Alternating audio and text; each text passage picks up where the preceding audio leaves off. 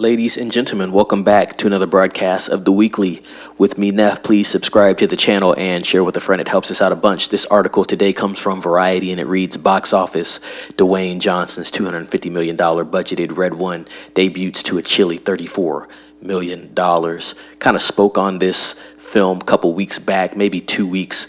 I said the budget was just too bloated for this film to make any money. You also had some bad press earlier on this film, but I guess I don't think it's going to do well at all. I mean, it's going to be lucky to even hit $100 million when you have a $34 million opening. Unless it does well overseas, I don't even see this film cracking $100 to $120 million, and you're looking at a $250 million budget, and we're not accounting for marketing yet. So overall, probably $300 to $350 million. I think the marketing was decent within theaters. I didn't really see too much outside of theaters for this film, but I'm thinking they at least put $50 million into marketing for this. So you're looking at a $300 million film at the cheapest, and it's at $34 million in North America already.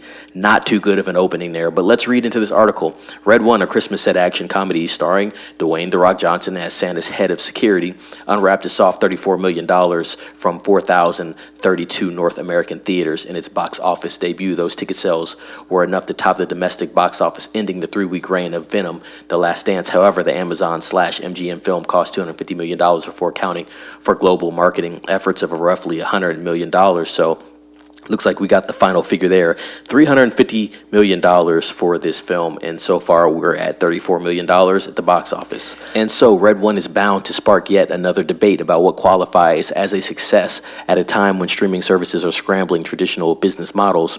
Case in point, Joker Foule à Deux, which was released by Warner Brothers, was instantly labeled a flop with a $37 million start against a $200 million budget. But last year's Killers of the Flower Moon from Apple and director Martin Scorsese was categorized more favorably after opening to $23 million despite a similarly huge production cost. Although a $34 million domestic debut isn't terrible for an original Christmas flick that was initially commissioned for streaming, Red One will need to play in theaters through the holiday season to justify its massive price tags. Critics dislike the film. It holds a 33% on Rotten Tomatoes average on that website there. But lucky for Amazon/MGM, audiences were charmed by the story about the kidnapping of Santa, whose hostage situation sparks a rescue mission by his North Pole bodyguard and a skilled bounty hunter. The film landed an A- grade on Cinema Score from its inaugural crowds. So it looks like the fans, the actual viewers, not your, I guess, accredited critics, like this film a lot. I guess they find it very entertaining. I will say from the trailer, it looked like something that the family would enjoy. Pretty lighthearted fun with a Christmas theme, so it kind of makes sense. An A- is pretty high, but I was at least expecting maybe a C+, maybe B-, but it looks like the moviegoers are actually liking this film. It just seems maybe they didn't have enough attention on the marketing to get people really focused on going to see the film, or there's just not a big push or interest in watching the film itself. $100 million in marketing isn't bad, and that's not a small budget for a marketing team to work with, but it just seems like maybe people weren't too interested. But it also looks like the people that did go did enjoy it overall. Let's finish up the article. The production cost was an estimated $250 million. That's a lot of money for a Santa Claus story, says David A. Gross, who runs the movie consulting firm Franchise Entertainment Research. The opening is not a disaster, but it's not enough against a $250 million budget before marketing and distribution. A film like this should have not been made for more than $150 million. I'd have to agree with those comments there. He adds, we don't see a double standard for streamers and studios. Amazon, Apple, and Netflix are not in the business of losing money. Overseas, where Warner Brothers is handling distribution, Red One brought in an additional $14.7 million from 75 markets in its second weekend. This brings the film's tally to $50 million internationally and $84.1 million globally. We have to see how this plays into the holidays. We have big competition coming behind us. That's no secret, says Amazon/MGM's head of theatrical distribution, Kevin Wilson, of upcoming releases, Wicked and Gladiator 2 and Moana 2 as well. But we offer something a little different from those movies. Amazon/MGM argues that the big budget tentpoles don't need to score on the big screen to be deemed a winner. The deep-pocketed streamer cares about much more than box office grosses and views the biggest screen as a way to generate buzz for Prime Video. That probably is their bottom line, to be quite honest. They have a lot of successful shows on Prime. They even have the NFL deal they got going on right now. So Amazon, I should say, is really looking to bump those Prime numbers up for their viewership. They're not really worried about the big screen numbers like a Warner Brothers would be, or Paramount would be. Yet viewership data from streaming services aren't reported as uniformly as theatrical revenues, so it's impossible to know if the financial gamble ever pays off, though a clue will be whether Amazon MGM greenlights a potential Red One Part 2. Whether or not people like it, the value of these movies is different for our business model, says Wilson.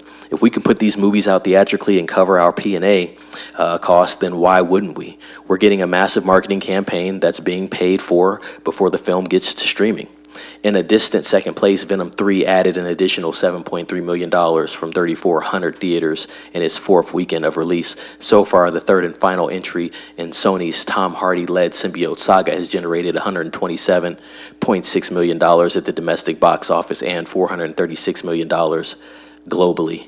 And so that basically is the gist of that article. Goes into more about Venom The Last Dance. Venom The Last Dance is actually a success overall. It has 3x'd at the box office. The budget was $120 million, and it has made, obviously right here, globally, $436.1 million.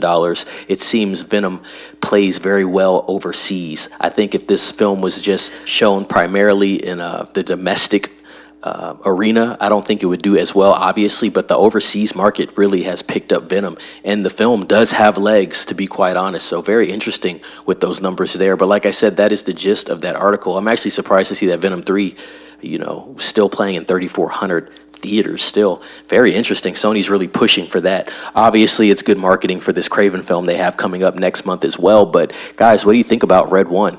Did you see Red One? Were you interested in it? Have you even heard anything about this film starring Dwayne Johnson, aka The Rock? I believe Chris Evans is in it. Lucy Liu is obviously in it.